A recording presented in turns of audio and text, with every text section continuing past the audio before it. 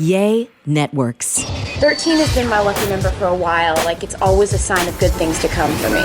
This is 13, a Taylor Swift fan podcast, breaking down every song, every Easter egg, every era, and every theory. Hosted by the biggest Swifties, Nick Adams, Anna Casillejos, Amy Nichols, and Lacey G. And I can't breathe. Did you want me to sing instead of playing the clip? Sure. That's already the intro.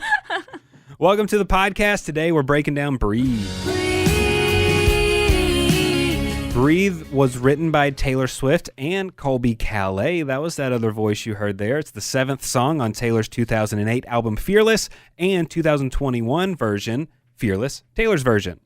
I might be going crazy, but I do think that in Taylor's version, you can hear Colbie Caillat's voice a lot more than you could in the original. But maybe that's just me. Yeah, in the original, she's definitely kind of just hanging out in the background. Background vocals. But in the new one, I feel like you can actually hear her voice. Yeah. Well, yeah, whenever they recorded, Taylor was so moved by her voice that she decided to use more of it throughout the track instead of just as backing vocals, which is what it was in the original.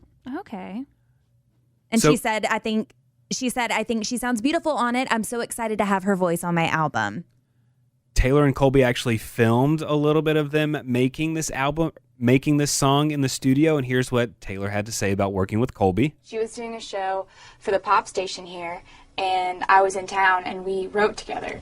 She's such a cool girl. Like, I absolutely love her, and she's going to sing backup vocals on it for the album. So when we're recording vocals, Colbie Caillat is going to fly in and sing. So it's going to be awesome, and I'm really excited about it.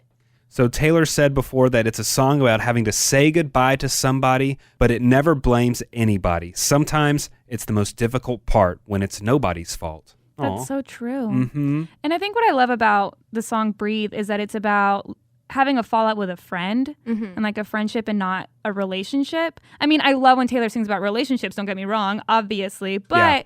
I think this is very relatable to, you have your best friend that you grew up with that you see every single day, and then you go to different colleges and you're not going to see them, and you're like, how am I supposed to breathe without you? And I think I find this one to be very relatable in a friendship relationship sense, which that's what it's about. So.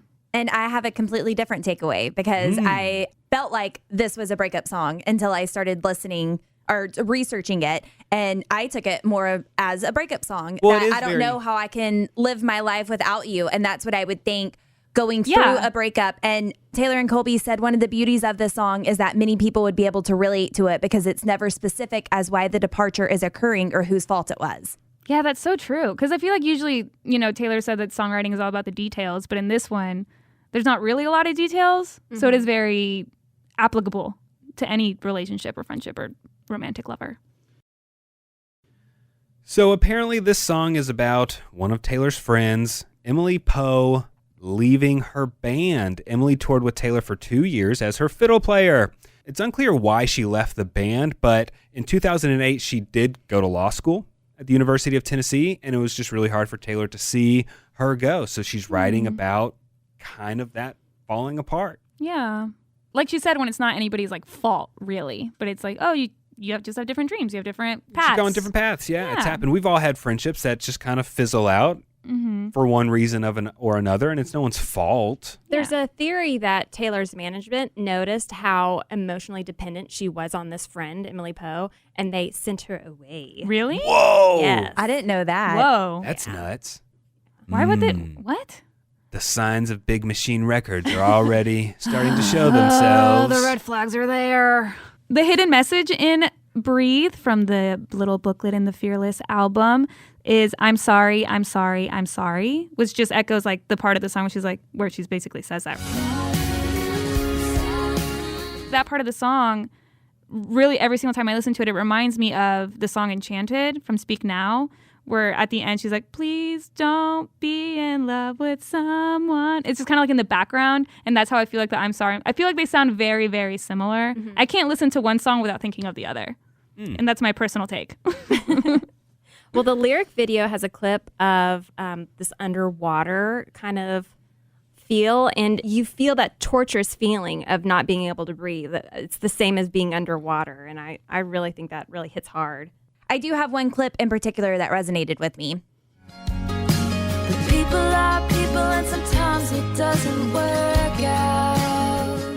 Viewing this as a relationship ender song or a divorce song, I remember whenever I first got married, I thought that divorce was a choice that people made because you're not willing to work for it. And one of the first times that a friend of mine went through a divorce, she came home one day and her husband was packed up and gone and said, I'm leaving you. I'm not in love with you. I've been having an affair. I'm out. And that was the first time that I ever realized that it's not just that cut and dry. It's not because one person or two people made a choice not to be together, that there's so many other obstacles that can be in the way that you can't account for. Whether it's someone else pulling out, you still have to have two people to be able to make that work. And if one person's out, then that doesn't mean that you didn't try your all. And that was a really shocking moment for me whenever I saw that and thought, well, maybe it's not as easy as I think. Yeah. You know, that's interesting, Lacey. You were talking about how this line kind of spoke to you, and this line also kind of reminded me of this. Don't you see it? Get rid of that clip. Don't you see it? It's definitely the I same. feel like it applies. The same, I want that out same of vibe. the system. But speaking of lyric parallels, much like Hinder's Lips of an Angel, whenever Folklore came out on the song Exile, she says, I think I've seen this film before and I didn't like the ending. And I remember at that time, people were relating it back to Breathe, the line where she says, music starts playing like the end of a sad movie. It's the kind of ending you don't really want to see. Yeah, I should have pulled the clips for a better effect, but there's me saying it. So, guys, this song was nominated for a Grammy for Best Pop Collab. Taylor lost, but Colbie still won because the record that won that category was Colbie Caillat and Jason Mraz's song Lucky. Oh. So Colbie beat herself. Hey, that's cool for her to be nominated twice in the same category. Yeah, pretty impressive. She's like, sorry, Taylor, but I still won. So the behind the scenes recording with Colbie, when Taylor Swift welcomed her and they're about to go into the studio, Taylor was talking about maybe making it a duet instead of just background vocals, which I thought was kind of cool. And then that's maybe why you can hear it better this time around, because she went back on that feeling as like, yeah, I need a little bit more in the song. I bet it was Big Machine and Scott Borchetta that made Colbie sing more backup vocals and not a duet. I bet that's what it was, guys. Probably.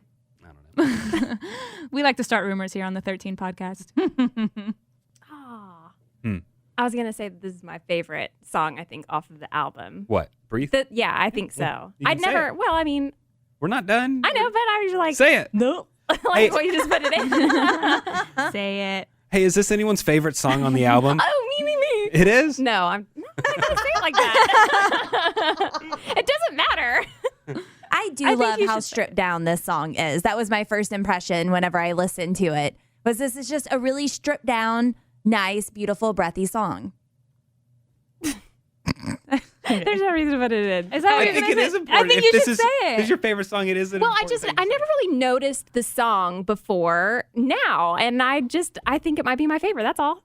Of good all choice. time or favorite off of Fearless? Off of Fearless. Okay. Yeah. It's a good choice. I think it's really, really cool that like you guys are listening to Fearless for like the first time. Like I think that's awesome. We were talking about how there's a Swiftie on TikTok who's been going through and listening to all of Taylor's music for the first time, and he films himself reacting. And I'm like, oh my God, what I would give to like listen to 1989 for the first time again. But I think it's cool that with like Fearless, Taylor's version and stuff, like you guys are listening to it for the first, like really And listening really to it. sinking your Like, teeth really, into it. You know what I mean? I don't think it was a single, right? I think that maybe we missed it, or I missed it because it wasn't, a one-off from the album. Yeah, I'm not sure if it was a single or not, but it's definitely a good song.